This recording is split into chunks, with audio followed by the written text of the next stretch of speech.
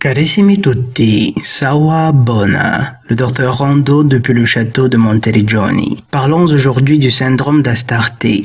À ce que je sache, c'est la première fois que cette expression est utilisée. Toutefois, le personnage d'Astarté est assez connu dans le monde. Mais revoyons juste un instant de qui il s'agit. Voici ce que Wikipédia nous dit d'Astarté. Élément féminin du couple suprême qu'elle forme avec Baal. Celle-ci assume des fonctions variées. Protectrice du souverain et de sa dynastie, elle protège également les marins, mais son culte est, comme pour la plupart des divinités féminines primordiales de l'Antiquité, lié à la fertilité et à la fécondité. Étant à la fois Vénus et la Lune, elle est considérée tour à tour comme une déesse vierge et une déesse mère. De là, dans son culte, des cérémonies et des actes symboliques qui se transformaient aisément en scènes de débauche, aboutissant à des excès sanguinaires et cruels. Comme Baal, Astarté est souvent honorée, du moins jusqu'au début du premier millénaire avant notre ère, surtout par des sacrifices d'enfants. Voilà en peu de mots et de façon condensée les raisons pour lesquelles je pense que la femme moderne souffre du syndrome d'Astarté. La figure d'Astarté est donc une bonne allégorie de l'ambiguïté qui caractérise ce qu'est devenue la femme moderne. Sa nature profonde la pousse vers le rôle de protectrice du conjoint et de leur descendance commune. Mais le féminisme l'a convaincue qu'une telle fonction était rétrograde et que son corps devait être l'instrument principal de sa libération. À l'exception de son cerveau, évidemment. Du coup, les poches de lait qui jadis étaient un symbole de fertilité sont devenues le sceptre du pouvoir qu'elle exerce sur les hommes. Elle utilise les hommes, les exploite, les ruine, détruisant au passage sa fertilité et par là même le temple sacré de la vie. Elle peut ressentir instinctivement qu'à chaque rencontre sexuelle fortuite qu'elle a avec un homme, elle perd une partie d'elle-même. Mais complètement lessivée de cerveau par le féminisme, elle s'entête à croire que galvauder son corps en l'offrant au gré des envies et des désirs des hommes qui la désirent est l'acte suprême d'émancipation. De quoi s'émancipe-t-elle? On l'ignore encore. La femme moderne a renoncé à la vertu de la chasteté et petit à petit est en train de renoncer à la fonction attachée à sa fertilité et à sa fécondité. Mais elle s'accroche mordicus au culte qui lui est consacré, qui lui est dédié. Elle veut être adorée.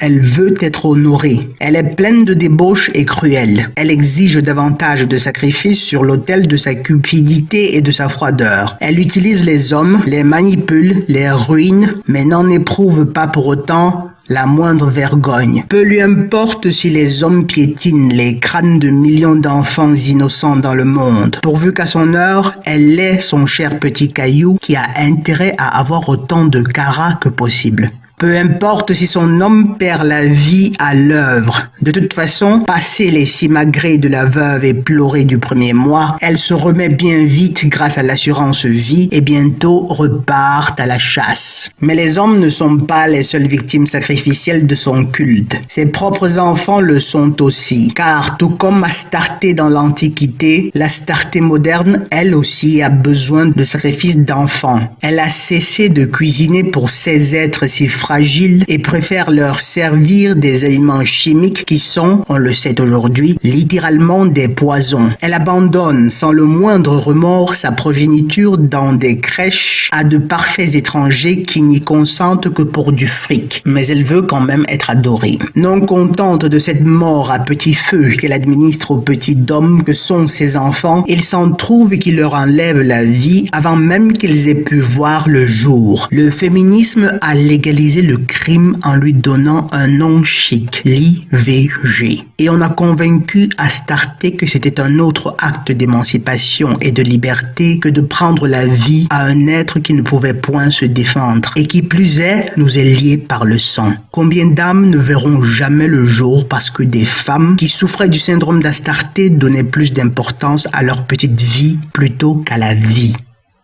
La femme moderne a promis amour et fidélité à un homme qu'elle prétend aimer. mais elle ne trouve rien de gênant à attirer l'attention d'autres hommes en exposant son corps et ses formes autant qu'elle le peut.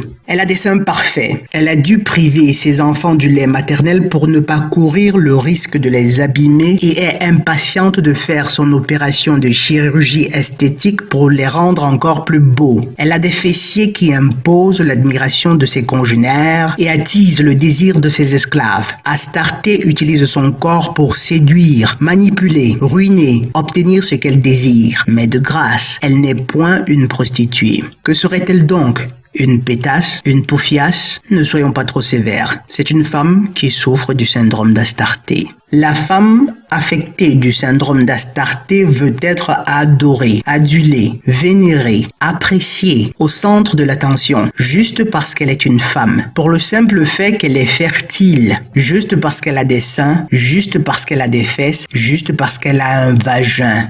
Mais elle ne veut fournir aucun effort pour mériter une telle attention. Elle se refuse d'être loyale. Elle se refuse d'être tendre. Elle se refuse d'être fidèle. Elle se refuse d'apporter à la table de la Sainte Union autre chose que son corps. Les hommes sont ses esclaves et elle a besoin de beaucoup d'esclaves. Les services et l'attention d'un seul homme ne lui suffisent pas. Elle ne les désire que très peu sexuellement. Elle les veut pour être adorée, pour être recouverte des fruits de leur labeur et comblée du plaisir sadique qu'elle éprouve à observer le tourment qu'elle déclenche en eux. C'est le syndrome dont souffre la femme moderne. C'est le syndrome qui a détruit la vertu féminine de jadis. C'est le syndrome qui n'a cesse de sacrifier des familles, des hommes et de pauvres enfants sur l'autel du culte d'Astarté.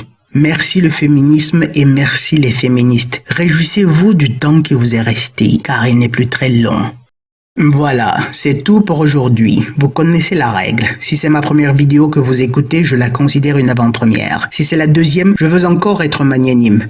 Mais à partir de la troisième, vous avez le devoir de liker, de vous abonner et si possible de partager. En outre, si vous en avez les moyens, un don ne serait pas mal non plus. Mais par-dessus tout, rappelez-vous toujours, soit nous souffrons pour nous perfectionner, soit nous souffrons de nos imperfections. Je suis le docteur Rondo, depuis la tour du château de Monteriggioni. Sawabona.